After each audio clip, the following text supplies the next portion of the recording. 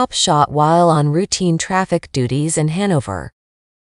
A police constable was shot and injured early on Wednesday afternoon while performing routine traffic duty on the Cousins Cove Main Road in Hanover.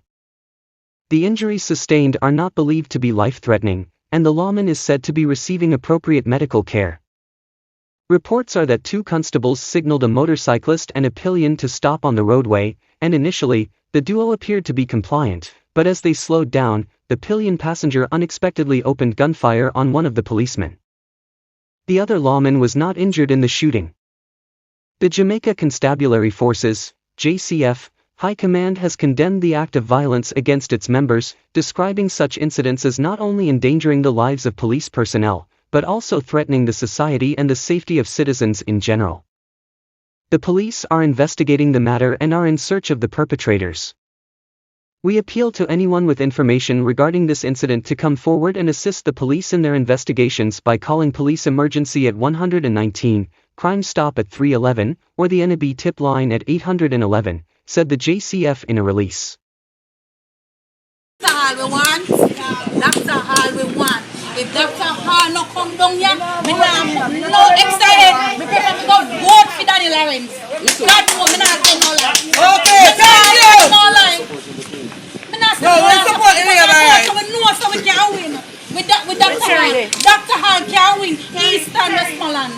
You can't come and win Dayton, me tell you that. You can't win. No matter who you have against you. If you don't have Luther supporters and you don't have Dr. Hall supporters, you can't win. You can't win. If you don't have Baptist supporters, you can't win. We're not going to You can't win. clean up what disconnect between some of the persons within the constituency and how we got to a decision. And so there is a need to inform them as to how we got to where we are. And I believe that once we're able to do that, once we're able to continue the dialogue, then I think that everything will be. And rest assured that I will actually be very accessible because I'll be residing in the constituency. Now, I don't have a problem with persons expressing their concerns. Clearly they were invested in supporting a candidate and naturally they would want to know why that person is not going forward, and I think we have a duty to explain to them why. So I don't take that as an offense at all. I think it's something that is necessary and important to do, and I have all the time to do so. What I've done is to commit myself to go around, speak to the persons. Of course there are a lot of persons who are supporting. Way more persons supporting than persons who are disgruntled. But I have committed myself to give those persons who are disgruntled all the attention that they need to ensure that their concerns can be heard and they can be addressed. I think everything will eventually work itself out, but I'm not brushing aside the concerns. There are persons with concerns, and I think we owe them a duty to sit with them and speak to them so that they can understand what is going on. Are you able to say what are your plans for the constituency? I can say some of them. Naturally at the top of the list, because we've looked at the needs of the community. Naturally at the top of the list are infrastructural needs. So there's need for potable water. There's need for some housing, land titling in some sections.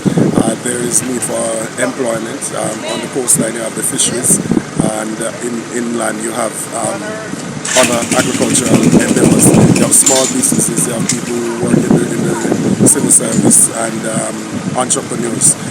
So there are a lot of young persons as well who we need to create some opportunities for.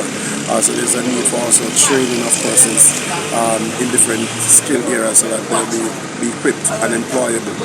And there's also the educational push and thrust to ensure that education can become a vehicle, continue to be a vehicle for upward mobility. So we plan to support education all the way from early childhood right up to tertiary level. Healthcare, of course, I'll be doing mobile services, mobile health services. We're doing the back to school medicals as well. Health talks in the church, updating persons on hypertension, diabetes and cancers and those different things, signing up for JADEP, NHF and all of those things. And of course youth and community development. So there are several things that we need to get done.